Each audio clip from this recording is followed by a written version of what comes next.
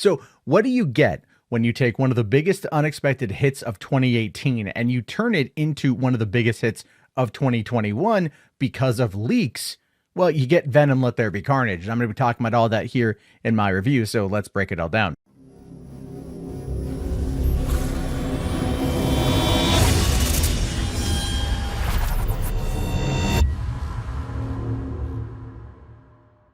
Hey, what's going on, everyone? How you guys doing? Matt Jarbo here, $3 Theater. So last night, I decided to venture off into the pandemic-ridden world and go and see a movie I've been wanting to see since 2018. And that, of course, is the sequel to Venom. I actually went into the 2018 movie thinking this is going to suck. This is going to be terrible. I don't want to watch any of this movie. Found myself actually really happy with it. Found myself really liking it. Found myself very much wanting more. And of course, when they announced Let There Be Carnage, I was very excited. And when they said Andy Serkis was directing, I was apprehensive. And I say that, and I still say that, because I don't necessarily feel that he was the right guy for the job. His ability to do motion capture work and everything on that level is unmatched by any metric or parallel. Like, no one can do it better than him. Maybe I'm wrong, but I didn't see a lot of mocap stuff in this movie. At least there wasn't enough there that really kind of blew my mind, like the stuff you would have seen in Dawn of the Planet of the Apes or Peter Jackson's films.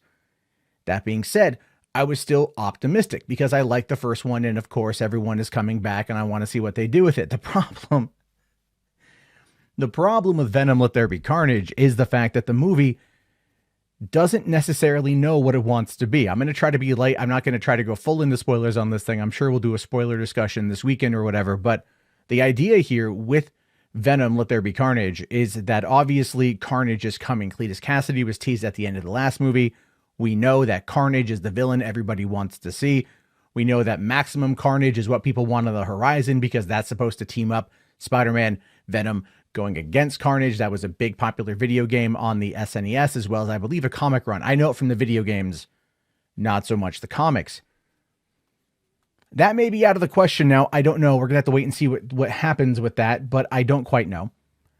The movie comes in at a brisk 1 hour and 37 minutes, including end credits. When I saw in theaters, there was 28 minutes of ads and trailers in front of it. So 1/3 of the movie was spent, really, or 1/3 of that runtime, a quarter of my time in the theater was spent watching advertisements, which is one of the reasons why at-home entertainment is still never going to go away. So when you've got that, I was already a little bit perturbed going into the movie because of how long it took to get to it. The movie then hits the ground running at breakneck speed. It doesn't give you a lot of time for exposition. It just kind of rushes through things. And that is its big narrative problem. The narrative problem with that movie is simply it doesn't know what direction it wants to go, and certain things don't necessarily feel earned or even remotely interesting. Like the whole rave sequence, for example.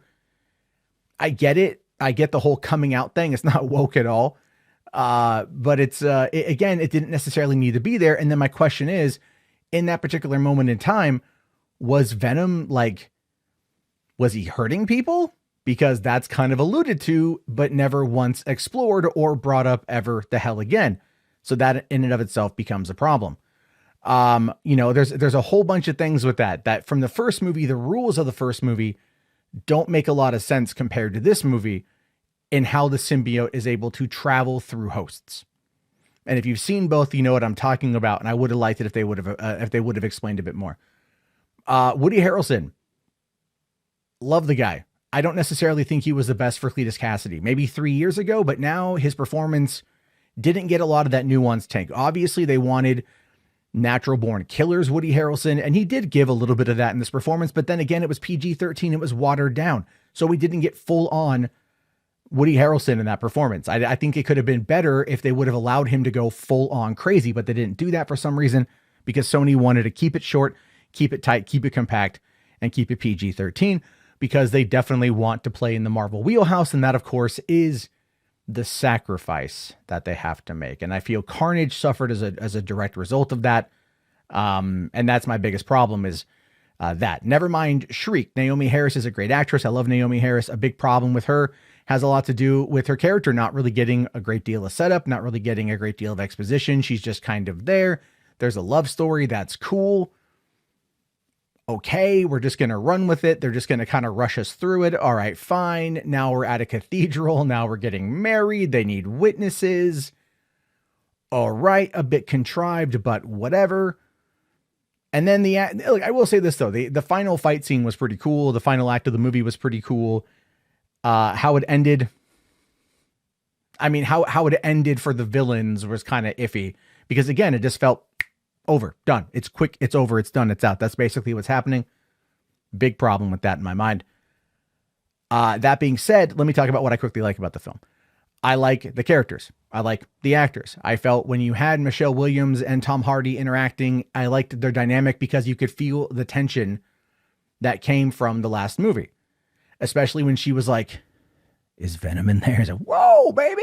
Whoa, baby. I know a lot of stuff there. Dan, the doctor, I thought was great. Dan, the man, he was great. He was awesome to come back in. He got a bit more to do this movie. And you know what? He kind of walked away goat in my mind. He walked away goat, and it ended that storyline, which is great. I thought they were going to, I thought he was going to be in a bit more mortal peril, but he wasn't. And that's fine. He made his way through, but I thought they had great interactions. You know what? The store clerk, was it Mrs. Chow? She was great as always. I thought she was pretty funny. I really would like to see more of her in whatever comes next, if they are able to do that. And then of course we get to the end credit scene, which everyone already knows about, but I don't really want to dive into it too much here. But I will. So here I'm going to talk about the end credit scene. Okay. Well, before I get into that one, because people will dip out. If you're wondering if I think you should go see this movie, the answer to that is yes, I think you should. Should you wait to go see it at home? Probably. Sony will probably have this out on VOD early December before the release of Spider-Man No Way Home. It just makes the most amount of sense. They did that back in 2018 as well, where the movie actually came out. It overperformed here in the United States. It did very well in China, but it released the first week of October 2018. 2 months later, the first week of December, it was already on PVOD. I had a copy of it. It was on home video because I had a copy of it on Movies Anywhere that I still watch occasionally. I really like the first Venom movie, and this one will grow on me more the more that I watch it. Absolutely. So I would say watch it, but if you don't feel the need to rush out to theaters, you ain't gonna miss much by not seeing this one in theaters. That being said, let's talk about that end credit sequence because spoilers on that one. All right. They handled it in a way that I didn't quite expect them to do. All right. Cause I'll tell you guys this. So my thought process was this, that the spell that Doctor Strange casts that takes Peter out of, his universe and the 616 and into a multiverse, I thought was going to place him in alternate New York, right? In the Venom world, the Venomverse. That's where I thought it was going to place him. Turns out I was wrong, and it's the opposite. They actually went and did what I didn't think they were going to do. They brought Venom into this world. So that should be fascinating to see. And I wasn't too sure if they were going to show Tom Holland's face or just show the spider suit. And then I was curious, what spider suit was it? Because I didn't see the leaked images. I just knew what it was. And then they showed flat out Daily Bugle with the new Jonah Jameson. And because beforehand, Eddie was writing for the Daily Bugle and it was the paper edition. This one is the dailybugle.net. Obviously it's in the 616 universe. And then showing a very high res image of Tom Holland. And then kind of, teasing something. I mean, okay, we're there. I thought it would come with a bit more of a oomph, right? I thought I'd feel a bit more oomph over it. I thought I was going to, maybe get a little bit primed, maybe a bit of a chub. I didn't, maybe because I already knew about it, but now we get to see the two of them in action. And I know Sony is probably going to go to Andy Serkis and say, hey man, do you want to direct the third Venom movie? I hope they don't do it. I hope they go with somebody else who can handle Tom Hardy a bit better. I hope they get a different screenwriter. I don't think Kelly Marcel wrote that great of a script, but then again, she defends the 90-minute runtime. She defends all that, saying that they just want to get you into the action. And I'm like, look, that is not how you approach a movie. Approaching a movie should not be, hey, let me get you into the action by removing all story. That's a Sony move. All right. What I want now is I want the Carnage cut. I want the Carnage edition of this movie with an extended 15 minutes of story to flesh everything out. And I want it to be R-rated. And that's what it has to be. We're going to have to wait and see if that happens. I don't quite know yet. But in the meantime, I do want to hear your thoughts. I want to hear your opinions on this. Did you like it? Did you not like it? I want to hear it. Are you excited for No Way Home? Are you excited for Bond tonight? I'm going to go see it. I'll do my review, my thoughts on it. And if you want to check out Hollywood After Dark, my nightly live stream, check it out tonight here on the channel. I'll talk to you guys later. Have yourself a great day. Peace out.